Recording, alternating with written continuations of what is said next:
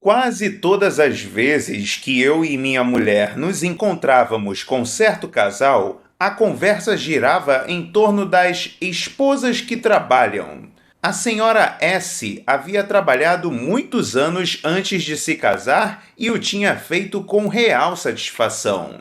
Agora, contudo, dizia ela, tenho 2 garotos na escola, um lar para cuidar e comida para fazer. Não tenho mais tempo para nada. Então, numa noite de domingo, o Sr. S., a esposa e os filhos foram vítimas de um acidente de automóvel. A Sra. S. e os filhos pouco sofreram, mas o Sr. S. ficou permanentemente inválido e a Sra. S. não teve outra escolha senão voltar a trabalhar. Meses depois do acidente, quando a encontramos, ficamos espantados de ver como havia se ajustado às suas novas responsabilidades. Sabe, dizia ela, há 6 meses eu jamais pensava que pudesse cuidar da casa e trabalhar o dia todo, mas depois do acidente comecei a imaginar um meio de arranjar tempo. Creiam que minha eficiência subiu 100%. Descobri que eu fazia uma porção de coisas desnecessárias e também que as crianças podiam e queriam ajudar. E descobri uma dezena de meios para economizar o tempo. Menos idas às lojas, menos televisão, menos telefonemas, menos uma porção de coisas que roubavam o tempo. Essa experiência nos ensina uma lição. A capacidade é um estado de espírito. Podemos realizar tanto quanto pensamos. Quando você crê realmente que pode fazer mais, sua mente pensa criadoramente e lhe mostra o caminho a seguir.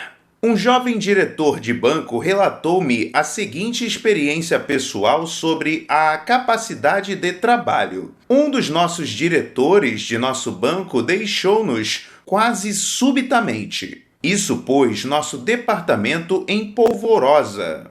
O sujeito que saiu era encarregado de uma importante tarefa que não podia ser suspensa ou adiada. Um dia depois de ele sair, fui chamado pelo vice-presidente responsável por nosso departamento.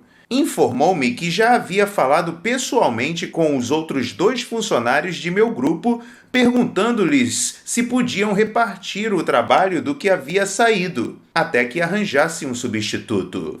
Nenhum deles recusou abertamente, segundo o vice-presidente, mas deram a entender que estavam sobrecarregados até o pescoço e tudo era urgente. Ele quis saber se eu poderia me encarregar temporariamente desta sobrecarga. Durante toda a minha carreira, aprendi que jamais compensa desprezar-se o que parece ser uma oportunidade. Por isso, concordei e prometi fazer o melhor possível para tratar da tarefa extra, bem como de meu próprio trabalho.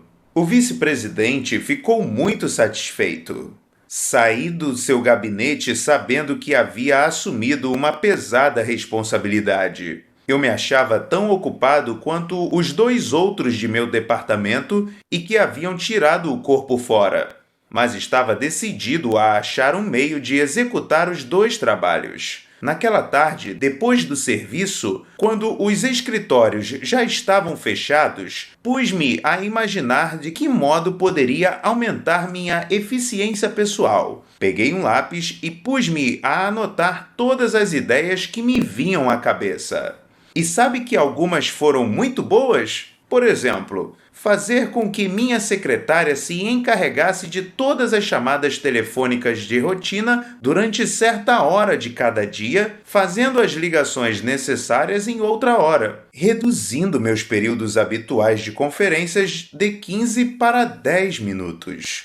Descobri também que minha secretária podia encarregar-se, e estava mesmo impaciente por fazê-lo, de uma porção de pequenos detalhes que só serviam para roubar-me tempo. Há 2 anos que eu realizava aquele serviço e, francamente, fiquei admirado de ver quanto de ineficiência eu havia permitido que se infiltrasse nele. Uma semana depois, estava ditando 2 vezes mais cartas, atendendo 50% mais telefonemas e assistindo a mais da metade das reuniões sem esforço algum. Mais 2 semanas se passaram. O vice-presidente me procurou para cumprimentar-me pelo belo trabalho que eu estava realizando. Disse que já havia procurado dentro e fora do banco, mas que não havia encontrado a pessoa indicada para o cargo vago. Confessou, então, que já havia resolvido com a comissão executiva e que ela o tinha autorizado a reunir os 2 serviços e colocá-los a meu cargo, dando-me um substancial aumento de salário. Provei a mim mesmo que posso fazer tanto quanto penso que posso. A capacidade é, de fato, um estado de espírito. Cada dia que passa, parece que isso mais se afirma no dinâmico mundo dos negócios. O chefe chama um empregado e explica-lhe que é preciso realizar um trabalho especial dizendo: sei que o senhor já está muito atarefado, mas não poderia encarregar-se disso? Geralmente o empregado replica: lamento muito, mas estou sobrecarregado. Gostaria muito, mas agora tenho trabalho demais.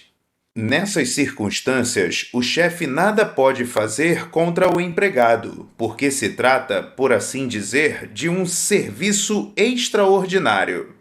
Mas o serviço tem de ser feito e ele continua procurando até encontrar um empregado tão ocupado como os outros que se julgue capaz de fazer um pouco mais. E esse é o indivíduo que vai ser impulsionado.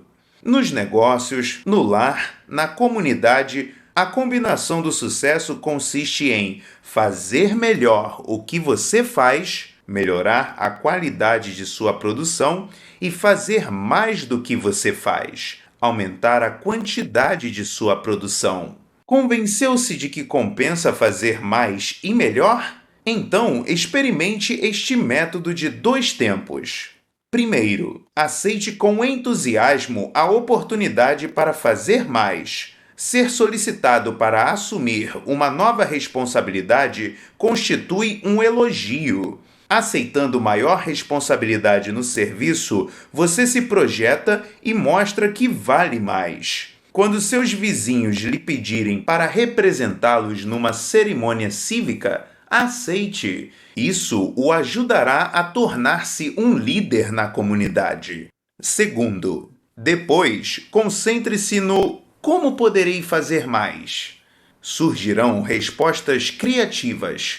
Algumas delas poderão ser um melhor planejamento e organização de seu trabalho atual, inteligentes reduções em suas atividades rotineiras ou até mesmo a eliminação das que não são essenciais. Mas, permita-me repetir, aparecerá a solução que lhe indicará como fazer mais. Como política pessoal, adotei completamente esse princípio. Se você deseja que alguma coisa seja feita, entregue-a a uma pessoa ocupada. Recuso-me a trabalhar em projetos importantes com quem tem muito tempo livre.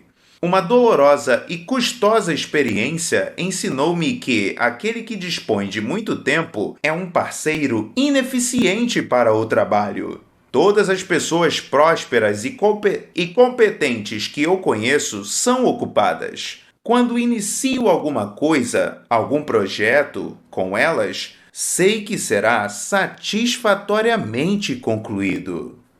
Dezenas de situações ensinaram-me que posso confiar num homem atarefado, mas muitas vezes fiquei desapontado ao trabalhar com gente que dispõe de todo o tempo. A diretoria de uma organização que busca progredir está sempre inquirindo: o que podemos fazer para expandir nossa produção? Por que você não há de se perguntar o mesmo? O que posso fazer para expandir minha produção? Sua mente lhe mostrará de maneira criativa como você o conseguirá.